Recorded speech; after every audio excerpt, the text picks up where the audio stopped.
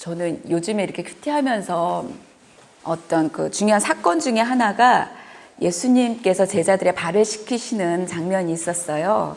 그 본문을 이렇게 보다가 제가 저를 향해서 놀라운 걸 깨달았어요. 그러니까 그 본문 자체는 한 단어로 말해봐라 하면 겸손이거든요. 근데 겸손이라는 것에 대해서 제자리에 앉아서 한 번도 생각을 해본 적이 없는 거예요.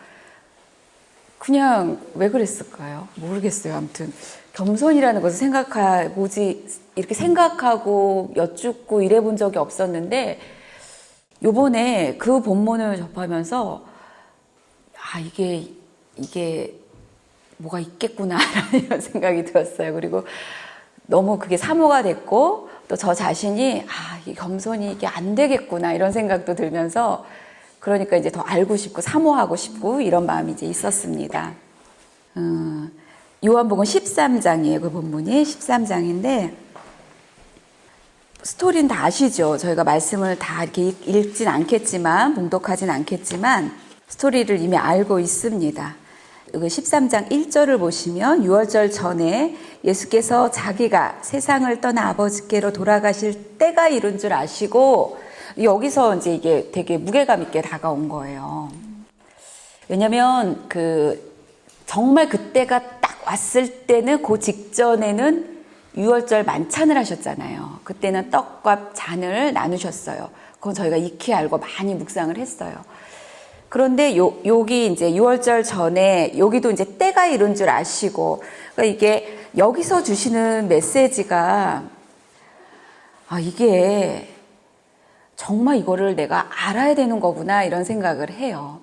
우리가 이거를 알아야 되는 거구나. 그리고 아는 것뿐만이 아니라 살아야 되는구나 라는 생각을 강하게 성령께서 주셨어요. 그날 새벽에.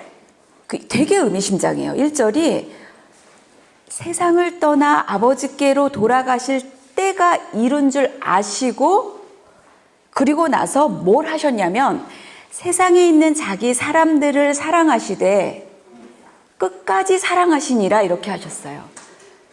그리고 그 뒤에 나오는 어떤 예수님의 액션은 세상에 있는 자기 사람들을 사랑하시되 끝까지 사랑하시는 끝까지 그러니까 사랑해 오셨죠. 그런데 사랑하시되 그것을 수렴하고 그리고 끝까지 이거는 뭐랄까 더 집중해서 그 사랑이라는 것을 보여주시는 장면인 거예요. 그러니까 뒤에 나오는 주께서 제자들의 발을 씻기시는 그 장면이 끝까지 사랑하는 그 사랑이 뭔지를 보여주시는 거란 말이에요. 그렇죠? 그런데 이 장면은 저희가 다른 별명으로 이거 겸손에 관한 거거든요. 그러면 이렇게 이제 정리가 되는 거예요. 내가 아는 겸손이 그게 겸손이 다가 아니었고, 그러니까 내가 아는 겸손이라는 것은 보통의 경우 우리가 도덕적으로 생각하는 겸손이기도 해요. 겸손이어요. 그런데 이제 저희가 그 영적인 존재이기 때문에 거기 영적인 의미도 좀 알아요. 이제 그런 정도의 겸손인데 주님이 보시는 이 겸손, 그러니까 겸손이 이거였구나. 주님이 보시는 이 겸손은 끝까지 사랑하시는 집중된 사랑의 행위가 겸손이었던 거예요.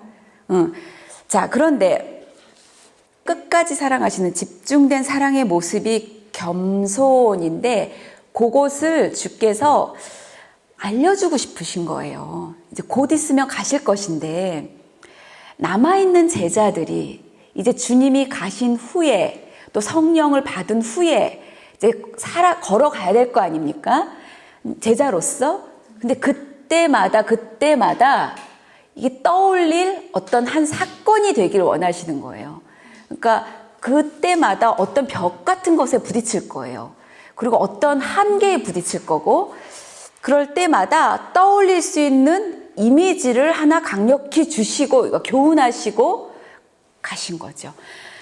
저희가 출애굽 때 유월절 어린 양을 잡잖아요. 출애굽할 때. 그때 저희가 그런 묵상을 한번 했었어요. 유월절 어린 양을 잡는 그 사건이 그 내용에 대한 것들을 지금 얘기하는 게 아니라 하나님이 하신 그 방법을 한번 생각해 보는 거예요. 하나님은 그때나 지금이나 하나님의 관심은 주님의 십자가잖아요. 그리고 6월절 어린 양도 주님의 십자가를 결국 더 깨닫기 하기 위해서 주신 사건이란 말이에요. 구속을 위한. 6월절 어린 양 사건, 그 장면이 그들이 홍해를 건너고 광야에 들어서서 이제 살아가고 마침내 가나안에 들어가서 또 살아가야 되는데 잊혀지지 않게 완전히 그 뼛속에, 뇌리에 각인되어야만 하는 거예요. 그 6월절 어린 양 사건이. 그래서 하나님께서 주신, 하나님의 지혜로서 주신 방법이 냄새. 그러니까 6월절 어린 양을 잡을 때 그 피가 나잖아요. 그 피 냄새. 이런 거, 저희의 감각을 다 사용하시는 거죠. 피 냄새. 또, 피라는 빨간 시각적인 컬러. 이거는 어느 때나 빨간색은 확 띄잖아요. 빨간 색깔. 그리고 어린 양의 하얀 색깔. 빨간 색깔, 하얀 색깔, 피 냄새. 그리고 그 어린 양을 데리고 있는단 말이에요. 일정 기간 동안. 데리고 있을 때에 그 귀여운 하얀 어린 양을 데리고 있을 때 그 얼마나 이쁘겠어요. 그 정들고 만지고 보드랍고 안기도 하고 이랬던 우리 멍멍이 너무 좋아하듯이, 야옹이 좋아하듯이 그 양을 그렇게 정들었던, 그거 뭐 1시간만 같이 놀아도 정들 텐데 그 양을 잡았단 말이에요. 멱을 따고. 그랬을 때 이론으로서가 아니라 감각적으로 우리 안에 그냥 확 심겨진 게 있는 거예요. 냄새로 심겨지고 컬러로 심겨지고 촉감으로도 와닿고 이 정을 주고받았던 그것으로도 내 속에 존재하고 이랬던 것이기 때문에 6월절 어린 양이 잊혀지지가 않는 거예요. 그러니까 너무나 저희가 잘 잊어버리니까 그것을 아예 그냥 여기다 그냥 각인을 시켜버리신 거예요. 마치 그런 것처럼 아버지께로 돌아가실 때가 이른 줄 아시고 행하신 이 장면이 있는데 이 장면이 너무 이게 기대했던 그런 모습이 아니어서 각인이 돼버린 거예요. 제자들에게. 그리고 제자들 뿐이 아니라 이것을 묵상하는 저희들에게도 각인하시기를 원하시는 거죠. 근데 이게 왜 우리 이 제자들에게 각인이 될까? 잊혀지지 않는 무언가가 될까라고 했을 때는 저희가 이제 설교를 통해서도 배웠어요. 그러니까 한마디로 말씀드리면 내가 생각하는 것과 다르다라는 거죠. 내가 생각했던 것과 전혀 다른 방식으로. 그러니까 유대인은 이 행위를 누군가의 발을 씻겨 드리는 행위를 유대인 종들도 그걸 안 했다고 하잖아요. 그러니까 그 섬김을 할 때는 이방인 종들만 할 수 있는 거예요. 그러니까 유대인 종들은 조차도 종임에도 불구하고 비천한 일이라서 그거를 이제 못하게 했다고 하더라고요. 그러니까 그런 일을 주와 선생이 되신 주님이 하신 거예요. 그러니까 이 순간에 이게 왜 이걸 하셨을까라는 것부터 시작해서 이게 뭐지? 그러니까 너무 껄끄러운 일이고, 너무 내가 생각했던 거랑 다르니까 나뿐만이 아니에요. 그 당시에 모든 사람이 생각했던 것과 다른 것을 해버리신 거예요. 잊혀지지가 않는 거예요. 잊혀지지가 않아요. 근데 그것을 겸손이라고 해요. 그 별명을, 요걸 겸손이라고 하는데, 훗날 제자들이, 그리고 지금 저희가 어떤 상황에 직면해서 뭔가를, 내가 어떻게 해야 될까, 이렇게 이 고민에 빠질 때, 이게 떠올릴 수밖에 없는 거예요. 그리고, 내가 생각하는 그거대로 하면 안 되는 거를 이제 볼 수가 있는 거예요. 그러니까 주님이 주시길 원했던 것은 세계관의 전복, 거꾸러지는 거. 그러니까 중요한 어떤 순간이 됐을 때에 돌아가야 될 자리가 내가 지금까지 생각했던 방식대로 이것을 생각하면 안 되는 거죠. 이건 이래야 되고 이건 이래야 되는 거잖아. 이렇게 생각하면 안 되는 거예요. 이건 이래야 되고 이게 맞잖아. 그게 겸손이 아니라는 거예요. 겸손은 여기 이게 나와 있는 거. 기존에 내가 생각하지 않았던 것으로 들어가는 게 겸손인 거예요. 그래서 겸손이 제가 제목을 십자가의 또 다른 이름 겸손이라고 했는데 십자가인 거예요. 기존에 내가 생각했던 방식으로 생각할 수 없게 주님이 이 불편한 장면을 주신 거예요. 자, 이게 이제 겸손에 대한 것이기 때문에 또 이제 겸손은 십자가의 또 다른 이름이기 때문에 요것을 이렇게 한번 이렇게 쭉 볼 건데요. 그냥 말씀을 드릴 거예요. 성경 구절도 말씀드리고 쭉 말씀을 드리실 건데 그냥 성령 안에서 뭔가 이렇게 클릭이 되시길 정말 기도합니다. 기도합니다. 먼저 겸손이라는 것의 자체의 그 겸손을 이미 성경에 겸손이 얼마나 귀한 건지는 나와 있어요. 나와 있는데 그것을 한번 이렇게 읽어볼게요. 몇 절을. 잠언 18장 12절을 보겠습니다. 그러니까 너무 많아요. 겸손에 대한 게. 너무 많은데 몇 개만 적었어요. 사람의 마음의 교만은, 그러니까 겸손의 또한 반대는 교만이잖아요. 겸손을 저희가 십자가라고 본다면 십자가예요. 이제 나중에 보면 그렇구나 이게 될 건데 십자가인데 십자가의 또 다른 이름인데 십자가를 이해하기 그러니까 쉬운 방법을 겸손으로 대치하면 쉬워요. 적용이 쉬워요. 그러니까 겸손은 곧 십자가인데 십자가는 곧 십자가의 적용이 겸손인데 보세요. 사람의 마음의 교만은 멸망의 선봉이요. 교만은 겸손과 대척점에 있는 거잖아요. 교만은 십자가와 대척점에 있는 거예요. 교만은 뭐예요? 그러면 자아의 절정이 교만인 거잖아요. 그러니까 당연히 대척점에 있죠. 마음의 교만은 멸망의 선봉이요. 십자가는 겸손은 종귀의 길잡이니라. 너무나 아멘 오시옵소서 막 이렇게 하고 싶죠. 겸손은 종귀의 길잡이니라. 잠언 22장 4절. 겸손과 여호와를 경외함의 보상은, 그러니까 겸손과 여호와를 경외함은 또 같은 거예요. 이게 겸손과 여호와를 경외함의 보상은 재물과 영광과 생명이니라. 여기에 있어요. 잠언 29장 23절. 사람이 교만하면 자아로 꽉 들어찬 거예요. 내가 이게 내려놔지지 않는 거. 자아. 교만하면 낮아지게 되겠고 마음이 겸손하면 영예를 얻으리라. 이사야 29장 16절. 겸손한 자에게 여호와로 말미암아 기쁨이 더하겠고. 사람 중 가난한 자도 겸손이죠. 가난한 자가 이스라엘의 거룩하신 이로 말미암아 즐거워하리니. 그러니까 기쁨과 즐거움이 겸손에 따라오는 거예요. 또 이사야 57장 15절 보시면 통회하고 마음이 겸손한 자와 함께, 하나님이 통회하고 마음이 겸손한 자와 함께 있나니. 그러니까 하나님의 임재도 겸손한 자에게 있는 거예요. 이는 겸손한 자의 영을 소생시키며 그리고 그 영을 계속 살려나가시는 거죠. 스가랴 9장 9절. 자, 시온의 딸아 크게 기뻐할지어다. 이제 저희가 시온의 딸입니다. 예루살렘의 딸아 즐거이 부를지어다. 저희가 예루살렘의 딸이죠. 보라 내 왕이 임하시나니. 왕이 오시는데 그는 공의로우시며 구원을 베푸시며. 왕이 오시는데 그는 공의로우시며. 아멘. 구원을 베푸시며. 아멘. 할렐루야. 겸손하여서. 우리의 왕의 모습은 겸손하여서. 그거에 대해서 어떤 형식으로 나타났냐면 나귀를 타시나니.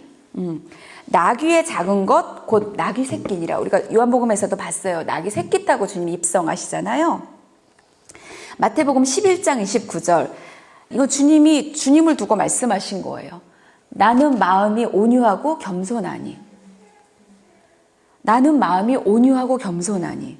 나의 멍에를 메고 내게 배우라. 그리하면 너희 마음이 쉼을 얻으리니. 이렇게 이제 말씀을 하셨어요. 겸손이 정말 그저 도덕적 관념에 머무는 것은 결코 아니죠. 우리가 말하는 겸손이. 그냥 도덕적 덕목이 아니에요. 도덕적 덕목이면은 사회도 그걸 너무 좋아해요. 웰컴해요. 우리 모든 사람이 그걸 웰컴해요. 그리고 나도 그게 좋아요. 그런데 그런 양상이 있지만 이 겸손은 이렇게 영적인 거예요. 영적인 거기 때문에 하나님으로부터 온 것이고 하나님이 주시길 원하시는 거예요. 그리고 겸손의 절정 내지는 자체는 주님이셨죠. 주님의 성품이 대표가 온유하고 겸손하셨다고 했잖아요. 온유라는 것은 그것도 저희가 전에 배웠어요. 온유하고 겸손. 그러니까 주님의 성품 자체가 주님 자체가 겸손이시란 말이에요. 영적인 거죠. 영적인 거예요. 때문에 겸손하다. 내가 겸손으로 들어서겠다. 겸손하기를 하나님께 간구하겠다. 겸손을 결정하겠다. 이럴 때에는 환영을 안 받을 수가 있어요. 그러니까 나도 불편해. 그게 겸손을 결정하는 것 자체가 나도 갈등이 되고 또 겸손으로 걷는 그 모습이 사회가 봤을 때도 이렇게 납득이 안 가기도 해요. 그게 영적이기 때문에 그래요. 사회적인 도덕적 관념이라면 사회가 그걸 기뻐할 거예요. 그리고 그런 사람을 이렇게 높이잖아요. 그 높이고 크리스찬들한테 또 그런 사람 보여주면서 너네는 왜 이렇게 못하냐 이렇게도 하죠. 그러니까 사회가 말하는 겸손과 영적인 겸손과는 뭐가 좀 다른 게 있어요. 십자가가 그러니까 겸손은 십자가니까 우리의 세계관으로는 받아들이는데 한계가 올 거예요. 그리고 그럴 때가 있어요. 그리고 왕왕 그래요.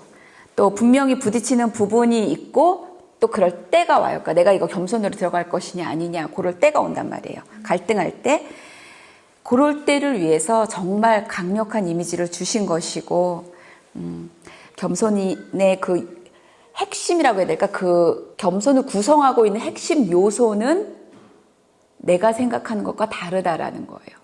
내가 생각하는 것과 다르다. 그거를 딱 이제 가지고 가시면 돼요.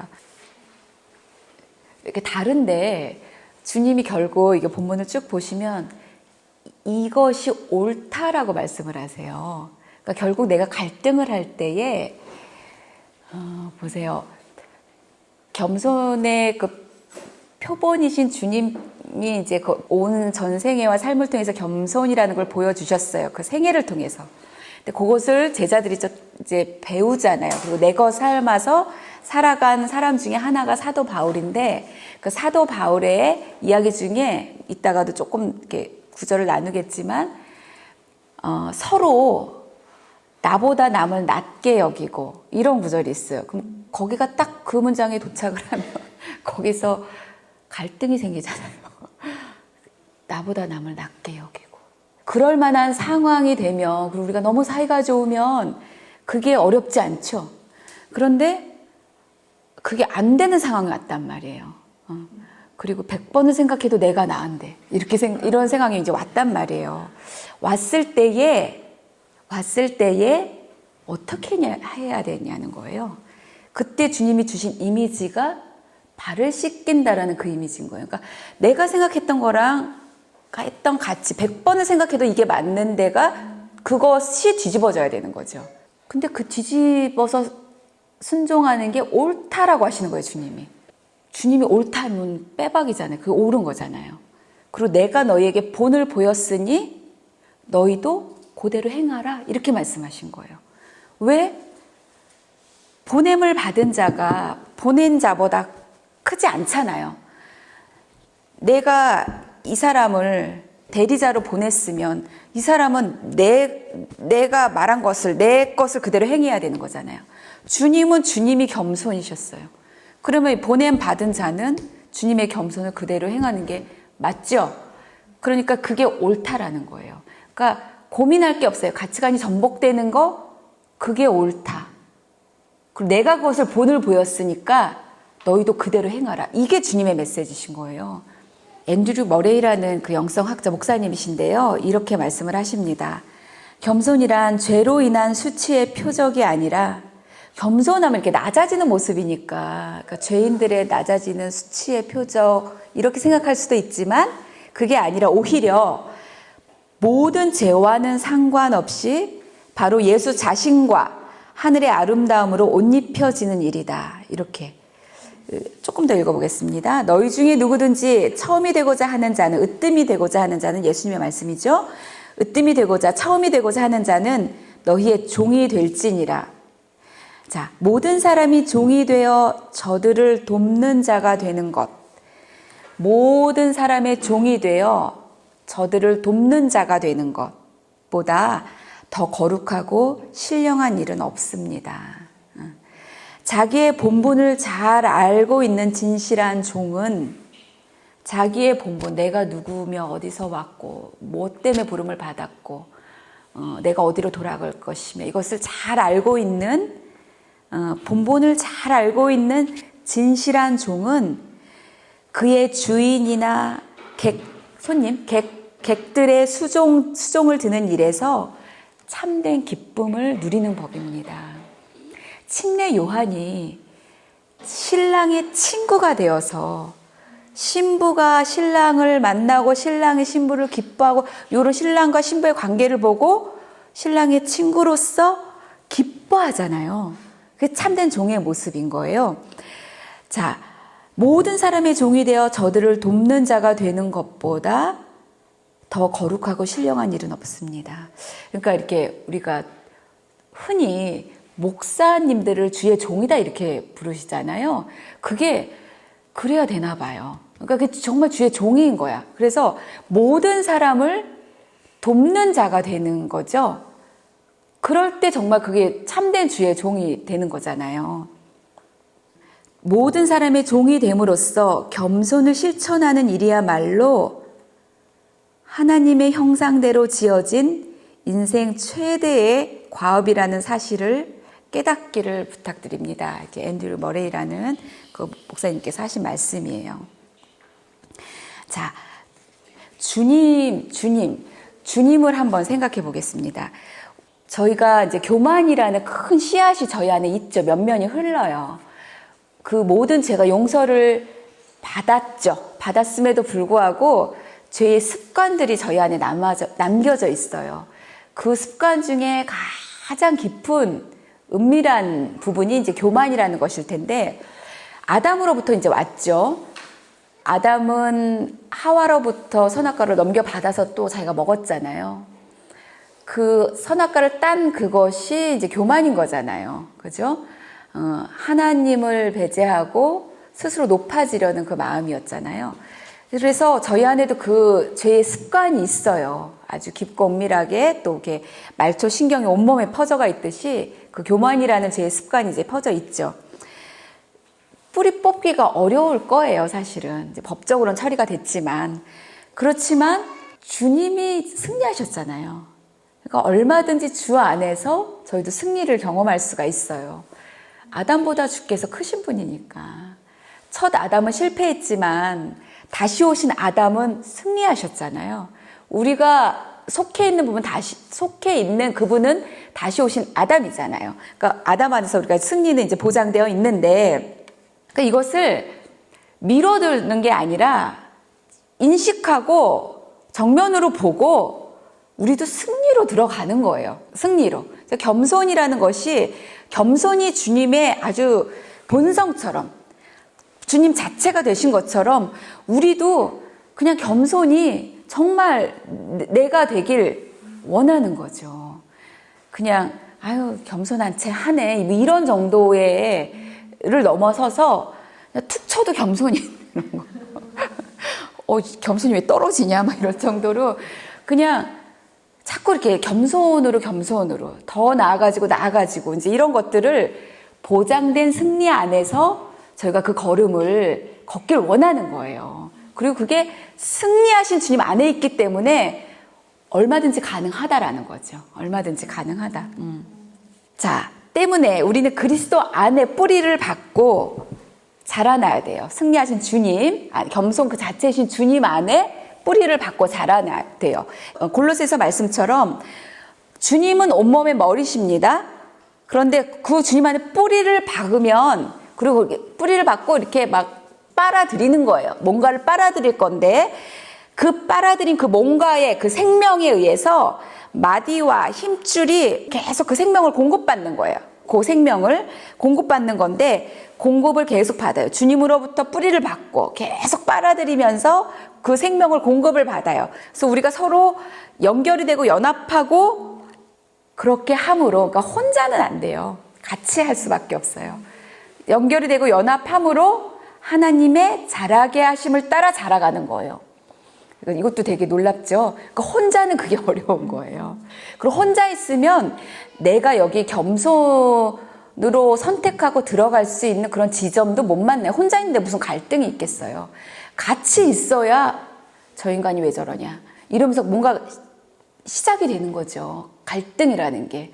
그리고 예를 들자면 지금 막 온 새 가족이 있다면 그분을 품긴 너무 쉽죠.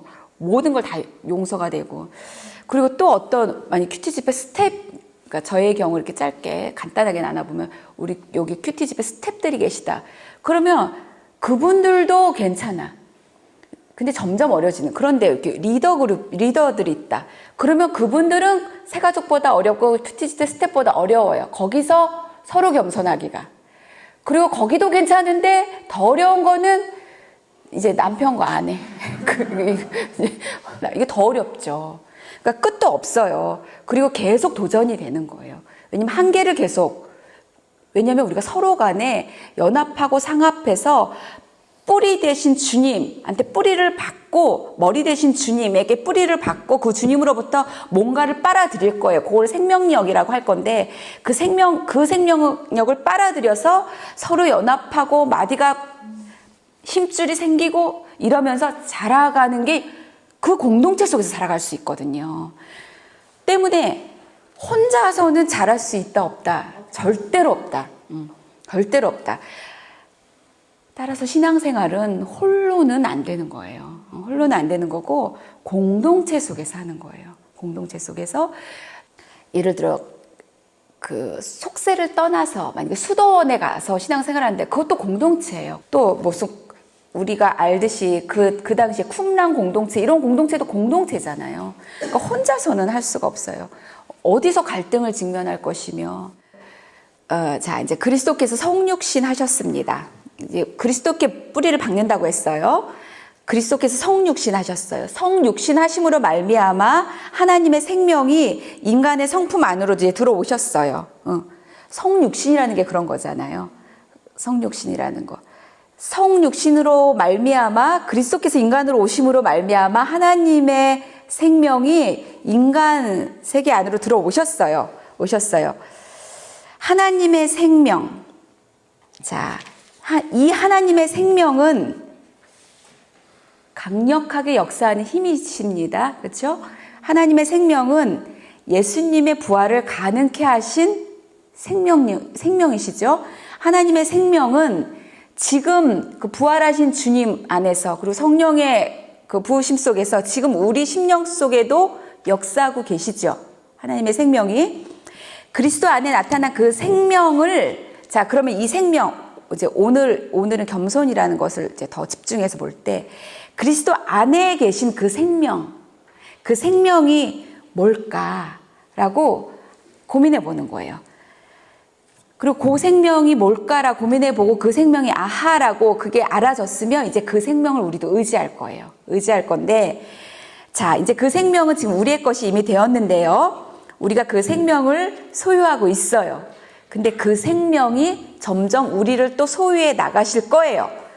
그래서 우리 전체 생활이 그 생명의 다스림, 지배를 받게 될 거예요.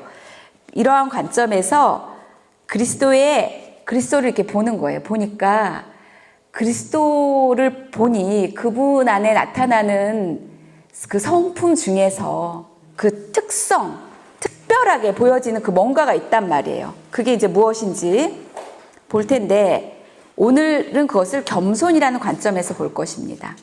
그분의 겸손이 그분을 성육신으로 이끄셨죠. 그러니까 성육신 하셨다라는 것은 낮아지신 거잖아요. 자기를 낮추어 사람이 되었다라는 것을 의미합니다. 그게 주님의 겸손이에요. 성육신이 주님의 겸손이신 거죠. 종의 형상을 입고 오신 주님의 전생에, 종의 형상으로 오신 주님의 전생에, 그게 겸손이에요. 자기를 낮추시사 죽기까지 순종하셨다는 것, 그게 주님의 겸손이에요. 그리스도께서 인간의 형체를 입었다는 것, 그게 하나님의 겸손이에요. 그분은 자기 자신을 낮추시고 우리들을 봉사하셨어요. 그리고 구원하시기 위해서 겸손으로 옷 입으셨어요. 그게 주님의 겸손이신 거죠. 하나님의 사랑과 하나님의 겸손은 예수님으로 하여금 구주가 되게 하셨고 종이 되게 하셨어요. 하나님의 사랑과 하나님의 겸손은 주님으로 하여금 하늘 보좌 우편에 앉게 하셨어요. 이걸 이렇게 볼 때 하나님의 겸손은 주님이 성육신으로 오시게끔 하셨어요. 그리고 그게 주님의 겸손이에요. 주님의 겸손으로 주님이 행하신 전생애를 통해서 저희는 주님이 은인이 되었고 주님은 구주가 되었고 동시에 주님은 종이 되셨어요. 그리고 지금 하늘 보좌 우편에 계세요. 겸손은 이렇게 예수님의 생애에 있어서 첫째 되는 것이고 그분의 모든 아름다운 성품, 덕행을 다 종합해 볼 때 그것을 겸손이구나라고 우리가 결론을 낼 수가 있어요. 이게 십자가라 이게 같이 이퀄해서 계속 들으시면 됩니다. 그리고 또 그의 구속의 비밀, 그러니까 성육신으로 오신 거, 그리고 십자가까지 죽기까지 낮추신 거, 이게 구속의 비밀이잖아요. 이것이 구속의 비밀이 겸손이라는 거죠. 그렇다면 우리는 주님의 가지란 말이에요. 주님이 몸통이고, 그리고 주님은 머리고, 우리는 그 지체잖아요. 그러니까 주님의 그 특성, 주님의 그 어떤 성품, 내지는 그 가지시는 어떤 요소들을 종합해 봤을 때 핵심적인 내용이 성육신, 자기를 낮추시고 죽기까지 우리에게 헌신하셨고 이것을 겸손이라고 한단 말이에요. 그럼 주님이 그러셨다면 우리의 머리 되시고 그 몸통 대신, 나무 대신 주님이 그러셨다면 여기까지 이제 저희가 오는데 아무 문제가 없죠. 그렇다면 머리 대신 그분의 지체인 우리, 가진 우리가 그 생명력을 얻는, 그리고 생명력에서 그 힘을 받는, 어떻게 보면 유일하다 싶을 정도로 그럴 수 있는 그 길이 겸손이라는 거예요. 겸손을 선택하는 것이 우리의 영적 생명. 나는 왜 이렇게 이게 때마다 넘어질까? 이런 고민도 있잖아요. 왜 나는 요 한계를 넘지 못할까? 이런 고민들도 있고, 그리고 왜 창수에 막 집이 흔들리는 게 아니라 물 한 바가지에도 내 집이 막 흔들릴까? 이런 이게 영적 생명이 건강하지 않잖아요. 이럴 때는 보면 힘이 없잖아요. 근데 영적 생명의 건강함, 힘, 이것이 정말 나의 것. 그리고 내가 그렇게 생명력 있는, 건강한, 힘 있는 그리스도인으로 자라간다라는 것이 겸손을 선택하는 것에 있다라는 거죠. 이게 정말 찬미해야 될 주님의 성품도 겸손이고, 주님이 오셨다라는 거, 육신으로 오셨다라는 거, 끝까지 십자가로 가셨다라는 거, 그 찬미해야 하는 주님의 성품이기도 하고, 또 우리가 간구해야 되는 주님의 성품인 거예요. 간구해야 되는 거. 그러니까 이제 기도 가운데 정말 주님 이 주의 겸손을 나도 주님 겸손한 자가 되길 원합니다. 그러니까 이전에 내가 정말 주님 겸손한 자가 되길 원합니다라는 기도와는 다른 기도일 거예요.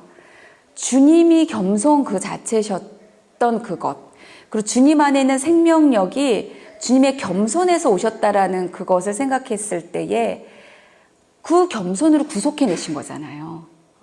그 구속에 그 생명이 있었고, 그 구속 이후에 부활이 있었고, 그게 다 그 겸손으로 오신 그 주님의 그 어떤 그 뭐랄까 성품이라고 봤을 때, 그런 의미에서 겸손을 구하는 것은 제가 이제 저를 생각했을 때 정말 이거는 앞으로의 기도가 되어야 되겠다 이런 생각을 하는 거예요. 십자가가 내 자리이길 원하고, 십자가로 더 가까이 가길 원하고, 거기에 거하길 원하고, 내가 십자가가 정말 심지어 되길 원하는 막 이런 막 간구가 있잖아요. 근데 그 간구를 더 풍성하게 하는 것이 주님 지금도 겸손으로 넘어갈 수 있게. 근데 겸손이라는 단어를 쓰면 적용이 굉장히 쉬워지는 거예요. 아주 간단한 거로도 뭐 교회에서 청소를 한다라고 했을 때 내가 예를 들어 내가 목사다, 내가 교사다라고 했을 때 내 역할이 목사고 교사고 가르치는 것이다. 그 역할에 따라 구분도 있겠지만 그렇지만 겸손을 생각하면 청소를 하는 거예요. 그 적용을 생각해 보는 거예요. 어떤 그 사역을 한다, 만약에 뭐 음식을 만든다라고 했을 때에 우리가 이렇게 우스갯소리로 그런 말을 합니다. 그 한 번 더 공정을 하면, 그러니까 한 번 더 손이 더 가면 음식이 맛있어진다 이런 얘기를 이제 하잖아요. 그것도 겸손이라는 것을 한번 적용해 보시면 굉장히 클리어해지는 거예요. 내가 요것을 굉장히 지금 힘이 드는데 요 과정을 한 번 더 반복할까 말까, 요거 안 해도 되는데, 이 재료를 꼭 안 넣어도 되는데, 이제 요런 게 있다고 생각해봐. 이건 굉장히 구체적인 적용에 관한 부분인 거잖아요. 그럴 때에 겸손이라는 것을 한번 생각해 보시는 거예요. 그러면 어디로 가야 되는지가 금방 길이 보이는 거예요. 그러니까 십자가 이렇게 생각하면 뭐 크게 이렇게 안 와닿는 것도 겸손이라는 것으로 생각을 하면서 겸손으로 나간다라는 이미지를 갖고 보면 금세 적용이, 금세 분별이 되는 거죠. 이제 그런 유익이 있습니다. 자, 자아를 완전히 내려놓는, 다른 말로 바꾸면 이제 죽여버리는 겸손이죠. 자아를 완전히 내려놓는 겸손. 예수님께서 하신 바와 같이 하나님의 영광만을 드러내기 위하여 인간적인 영광은 모두 단념해 버리는 그 겸손. 하나님의 영광만을 드러내기 위하여 인간적인 영광은 모두 단념해 버리는 그 겸손. 하나님만이 전부요, 주님만이 영광되게 하기 위하여 자기 자신을 전적으로 티끌만도 못한 것으로 여기는 그 겸손. 이러한 겸손함을 추구하는 것을 정말 기쁨으로 여기는 것. 그리고 이 겸손을 추구할 때 어떤 갈등이 오고 희생이 오더라도 이것을 아멘하고 맞이하는 이 태도, 이게 이제 겸손이라는 거죠. 겸손. 정말 십자가죠. 이제 저희가 이제 아는 게 자꾸 많아지니까 이제 솔직하고, 또 나는 솔직하고 나는 굉장히 당당하지, 이래서 그런 어떤 명분 아래에서 굉장히 날카롭게 비판하고 평가하고, 또 내 감정, 또 내 분노 다 그대로 표시하고, 이제 솔직하기 때문에, 당당하기 때문에, 나는 하나님의 자녀이기 때문에 너무 솔직하고 당당해서 모든 내 감정, 분노 이런 거 다 표시하고, 또 남을 미워하고 또 싫어하고, 이런 내 생각들이 있잖아요. 이런 것과는 겸손이 아무 상관이 없죠. 이런 것은 겸손과 정말 반대에 있는 거예요. 모두 나만을 생각하는, 이제 그게 교만인 거죠. 그게 나만을 생각하는 거. 그런 것에서 떠나서 이제 쉼 없이 예수님의 겸손으로 계속 저희가 매일매일이 아니라 순간순간 인도함을 받는다고 한번 생각을 해보세요. 머릿속에서 남을 미워하고 또 싫어하고, 얼마나 쉽게 싫어하게 되는지 몰라요. 이제 그런 것들로부터 이제 좀 나와서 내 감정, 내 분노 막 다 얘기하고 다 표현하고, 이런 삶에서 나와서 날마다 주님과 같이 겸손을 선택하는 겸손으로 걸어가는 나를 한번 생각해 보세요. 그 미워하는 마음, 싫어하는 마음, 그 막 울그락불그락 이런 것들을 다 내려놓고, 그런 것들을 내려놓고, 다른 말로 하면 십자가로 보내고, 주를 따라서 주님과 함께, 주님을 따라서 주님처럼, 겸손 자체이신 주님처럼 나도 매일매일 뿐만이 아니라 순간순간 겸손을 선택한다고 생각을 해보세요. 우리가 나를 각자를 생각했을 때. 아이들을 대할 때도 이거보다 이렇게 주님을 생각해 보시는 거예요. 겸손이신 주님을 생각하시면서 그 주님 안에서 나도 겸손으로 한번 들어가 보시는 거예요. 그런 나를 한번 생각해 보세요. 자, 예수님의 겸손을 한번 보겠습니다. 예수님의 겸손, 저희가 이제 요한복음을 쭉 본 대로 요한복음에 나온 벌스들을 이렇게 쫙 한번 읽어 드릴게요. 예수님 자체는 겸손이시고 겸손이신데 예수님이 그 겸손을 어떻게 예수님은 그것을 겸손을 내성품으로 삼으셨는지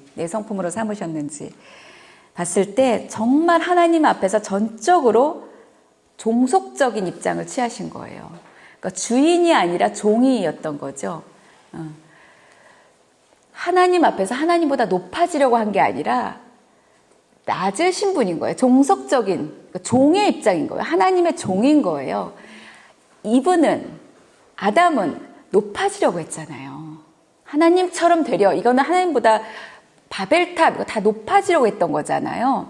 근데 주님은 아니었어요. 종속적인 입장이었어요. 항상. 아들이 아버지의 하시는 일을 보지 않고는 아무것도 스스로 할 수 없나니. 이 인간으로 오신 주님이 하신 말씀이에요. 인간으로 오셨다라는 것은 저희를 도전하시죠. 나도 이럴 수 있다라는 거고 이렇게 해야 된다라는 거죠. 너도 주님처럼, 너도 나처럼 겸손해라라는 거예요. 주께서 이 명령은 내가 본을 보였으니 이게 옳으니 너도 나처럼 겸손해라 이것인데, 주님이 어떻게 하셨냐면 아들이 아버지의 일을 보지 않고는 아무것도 스스로 할 수 없나니. 종속적인 입장이신 거예요. 종이에요. 내가 아무것도 스스로 할 수 없노라. 듣는 대로 심판하노니 나는 나의 원대로 하려 하지 않고 나를 보내신 이의 원대로 하려는 거로 내 심판은 의로우니라.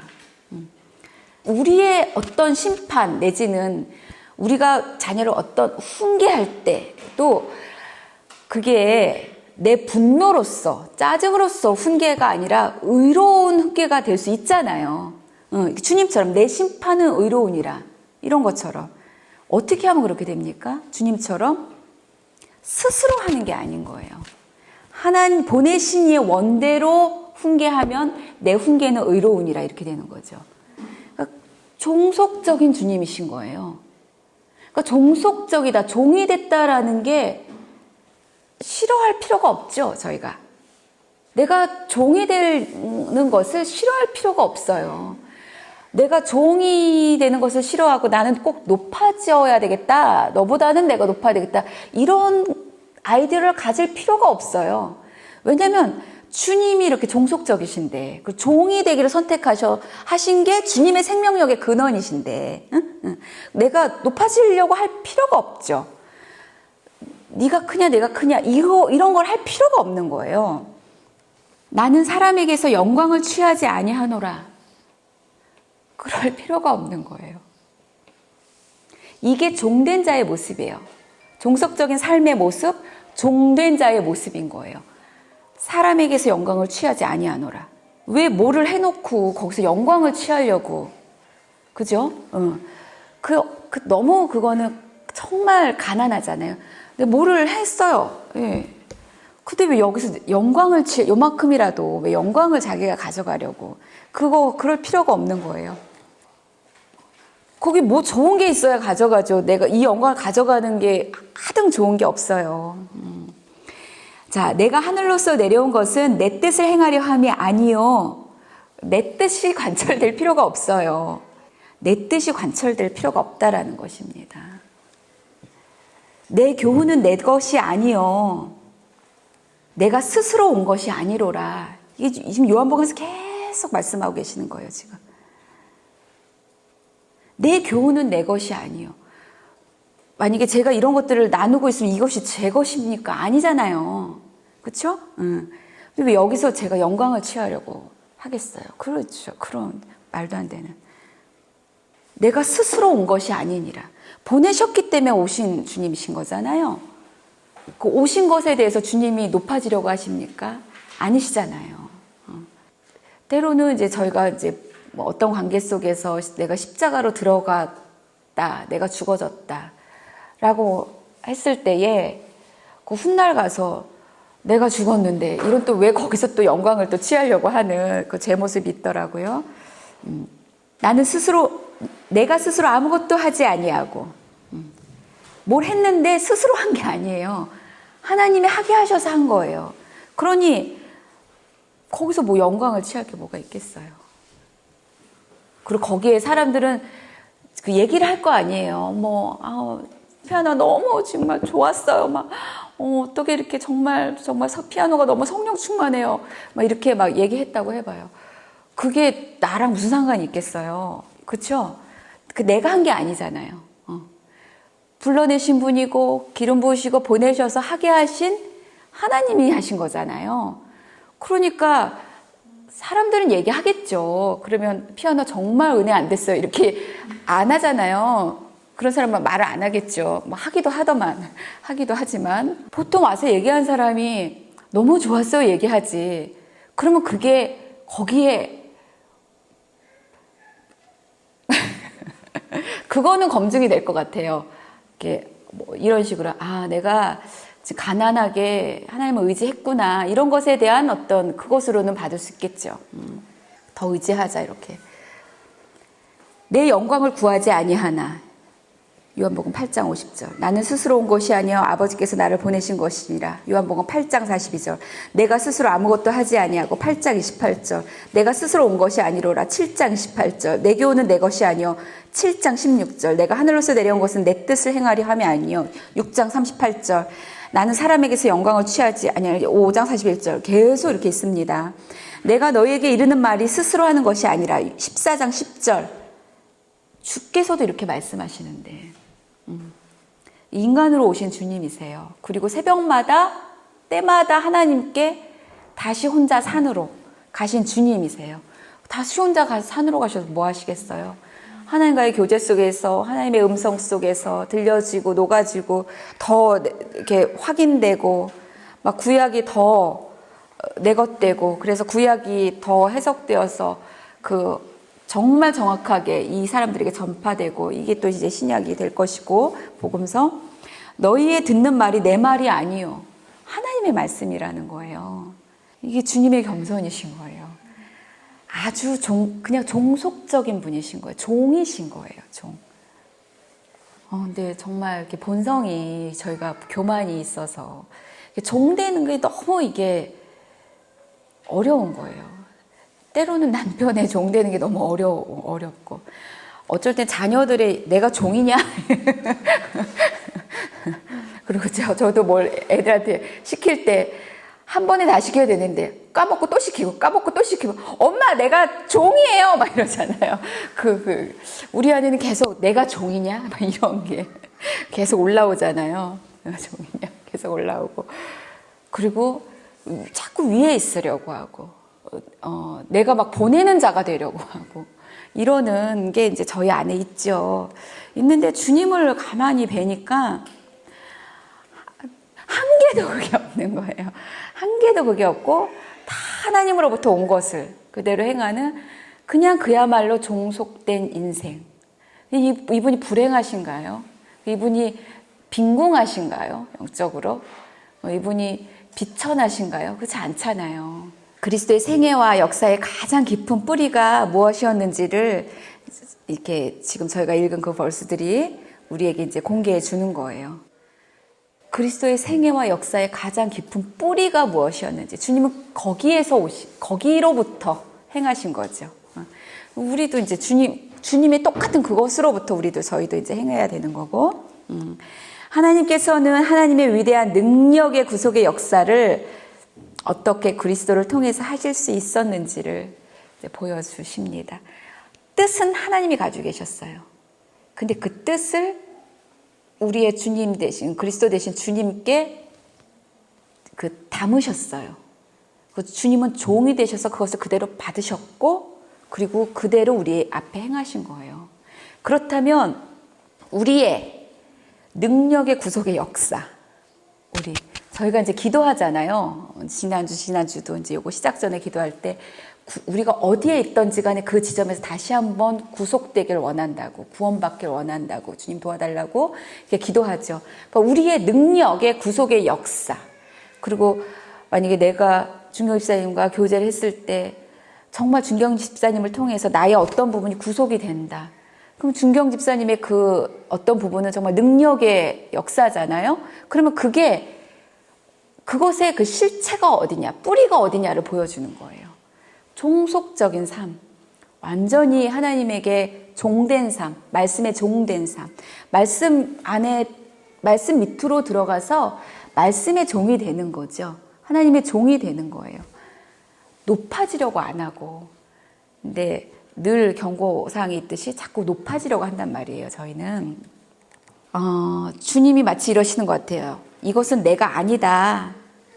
주님조차도 이렇게 쭉 이렇게 이 전체를 행한 것은 내가 아니다. 나는 아무것도 아니다. 나는 아버지께서 일하시기 위해서 나 자신을 완전히 아버지께 바친 자로 바쳤으니 나는 아무것도 아니다. 오직 아버지만이 전부이시다. 이게 주님이 당신의 생애를 통해서 요한복음에서 보여주신 것이잖아요. 나는 아무것도 아니다. 나는 하나님으로부터 온 거고, 나는 하나님으로부터 들은 것을 말하는 거고, 아무것도 스스로 하지 아니하고, 내 영광을 구하지 아니하고, 오직 아버지만이 전부다라는 것을 말씀해 주시죠. 주님의 생애가. 그리고 그런 주님의 생애가 그 구속의 능력으로 가득 찬 생애인 거예요. 전적인 자기 부인, 절대적인 복종, 아버지께만 의지한 주님의 생활. 이것이 주님의 정말 그 온전한 기쁨과 능력의 그 평안의 근원이었던 거죠. 그리고 저희가 바라볼 것은 그 주님인 거예요. 그 주님이 하나님 앞에 어떻게 행하셨는지를 바라보면서 저희가 주님 앞에 어떻게 행하였는지를 저희가 볼 수가 있는 거죠. 그것을 저희 전에 봤던 첫 번째 분들이 그 제자들, 사도들, 바울 그대로 따라 했죠. 자, 반복합니다. 주님의 겸손이란 다른 것이 아니라 오직 자기 자신을, 주님 자신을 하나님께 굴복시키는 것이었고, 또 사람들이 주님에 대해서 뭐라고 말하고 또 주님에 대해서 어떤 행동을 하든지 간에 주님은 죄가 없으시니까. 물론 저희는 죄인이기 때문에 사람들이 뭐라 말하고 어떤 행동을 하면 이제 나를 돌아보는, 그리고 내 죄를 발견하는 그 은혜가 우리에겐 있어야 되겠죠.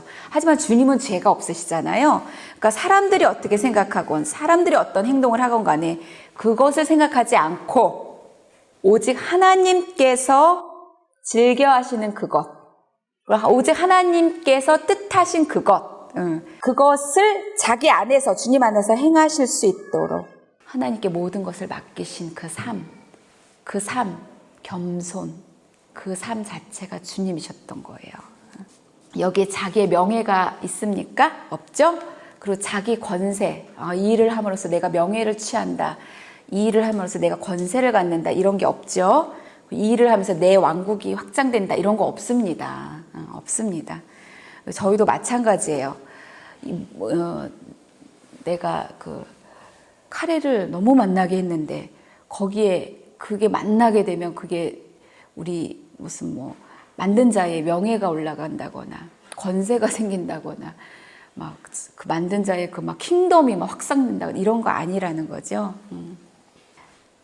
주님의 전 정신이 생활이 오직 하나님만을 나타내는 데 집중되어 있었고, 오직 주님 자체를 하나님께 바친, 종속된 바친 생활을 정말 나타내려는 걸음걸음, 그게 주님의 온통 그 관심이었어요.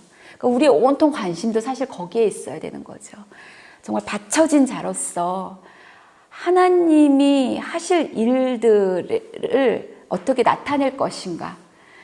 거기에 우리의 모든 관심이 있는 거예요.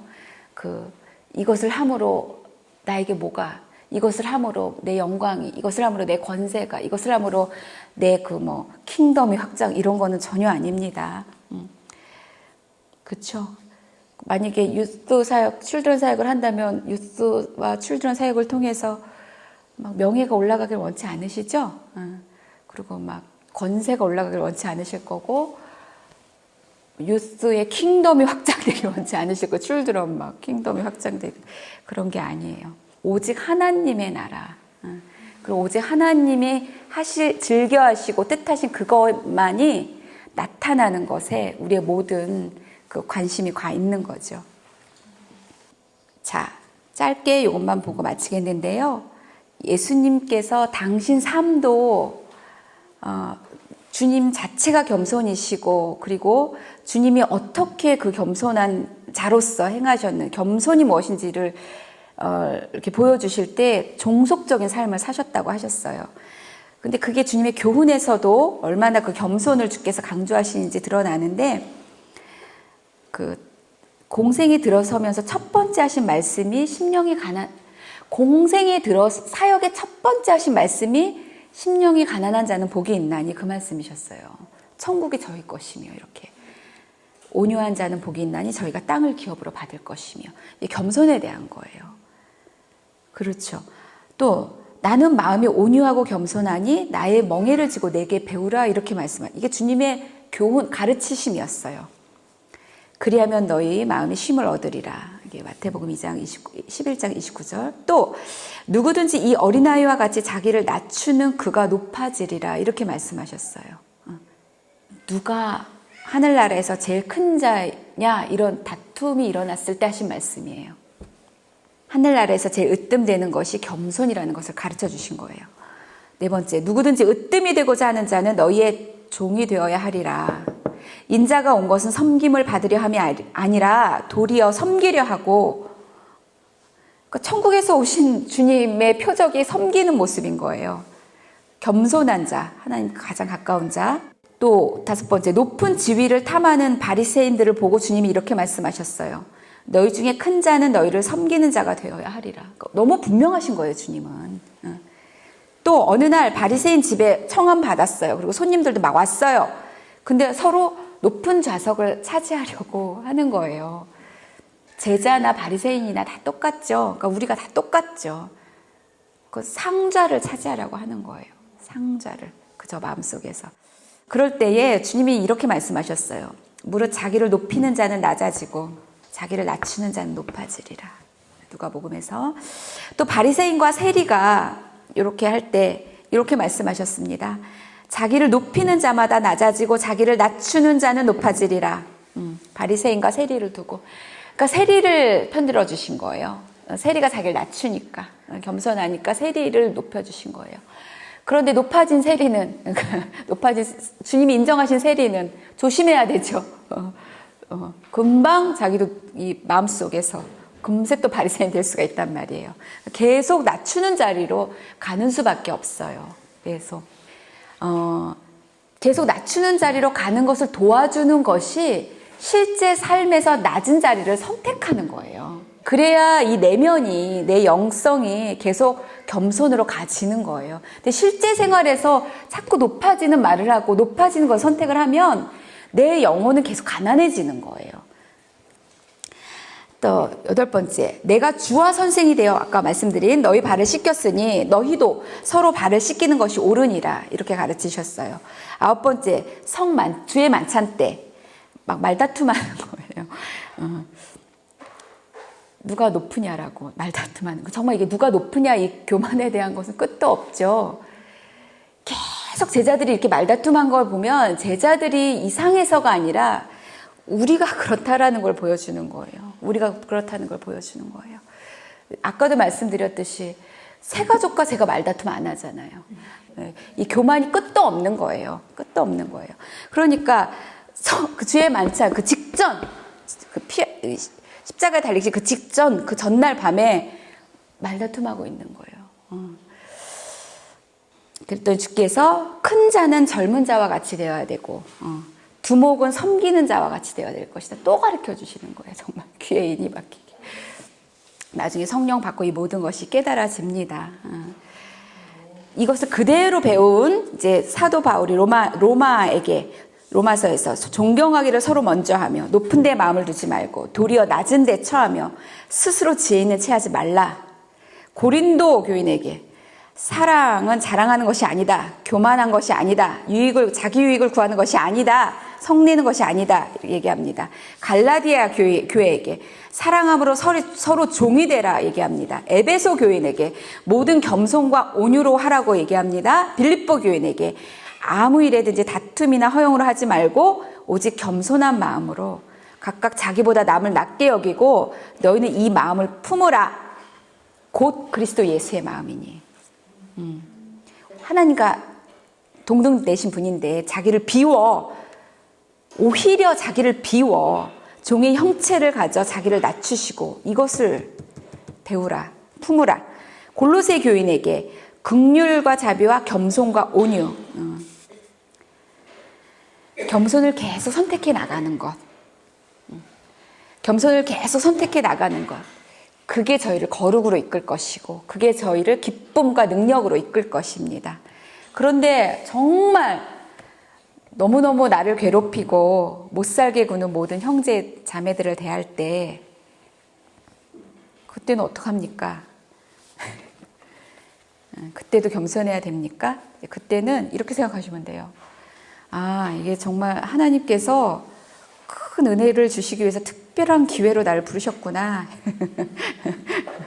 정말 그 겸손이 그냥 안 배워질 거 아니에요. 그 겸손을 정말 내가 배울 수 있는 지금 시간 그리고 사건을 주신 거구나 이렇게 생각하시고 인내하시면 돼요. 그리고 공동체에는 그것을 자꾸 해석해 주시면 돼요. 이게 그거다 이렇게. 기도하시겠습니다. 하나님 아버지,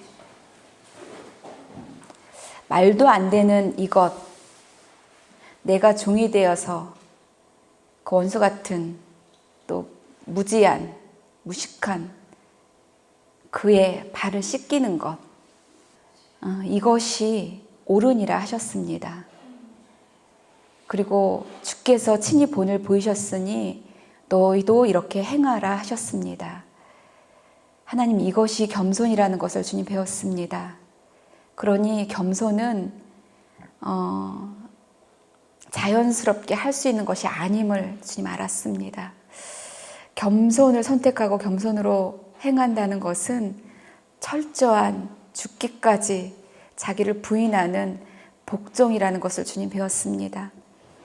주님 어렵겠지만 정말 주님이 완전히 하나님에게 종속되어 종으로 사신 그것이 너무 아름답고 그것을 그대로 배운 사도 바울이 아버지 온 교회에게 설파하는 그것이 너무 귀하고 아버지 우리도 그렇게 겸손이 되길 원합니다.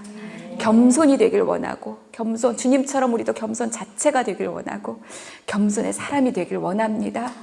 성령님 저희를 불쌍히 여겨주시고 저희를 도와주시옵소서.